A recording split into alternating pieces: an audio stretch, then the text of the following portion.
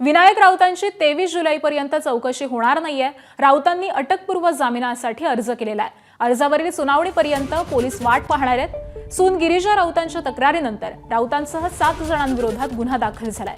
बोंधूबाबा फिरोज शेख याला अटक झालेली आहे। त्याला पोलीस कोठडी देखील सुनावण्यात आली आहे। तर मुलगा गीतेश, पत्नी आणि राऊतांचा चुलत भाऊ हे आरोपी आहेत। शिवसेना उबाठा गटाचे माजी खासदार विनायक राऊत यांच्या सुनेने ठाण्याच्या कापूरबावडी पोलीस स्टेशनमध्ये गुन्हा दाखल केल्याच्या नंतर विनायक राऊत यांनी कोर्टाची पायरी चढलेली आहे। विनायक राऊत आणि त्यांचा मुलगा गीतेश राऊत यांनी कोर्टामध्ये आता अटकपूर्व जामिनासाठी अर्ज दाखल केलेला आहे।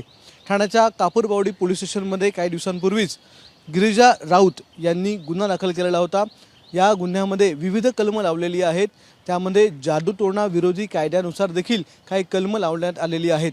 त्याचबरोबर विनायक राऊत, गीतेश राऊत आणि इतर कुटुंबियांनी गिरिजा राऊत यांच्यावर शारीरिक आणि मानसिक छळ केल्याचा आरोप देखील गिरिजा राऊत यांनी केलेला आहे।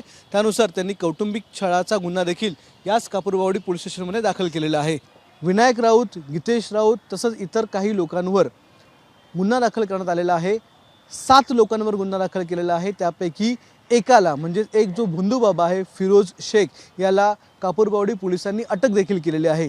इतर आरोपी जे आहेत या संपूर्ण प्रकरणातले त्यांना 23 तारखेनंतर जो कोर्टाचा आदेश असेल त्यानुसार कारवाई करू असं पोलीस सूत्रांनी सांगितले। त्यामुळे सध्या तरी विनायक राऊत यांना अटक होणार नाही किंवा त्यांना चौकशीला देखील बोलवलं जाणार नाही असं पोलीस सूत्रांनी सांगितलेलं आहे। कॅमेरामन विनयसह अक्षय भाटकर, एबीपी माझा, ठाणे।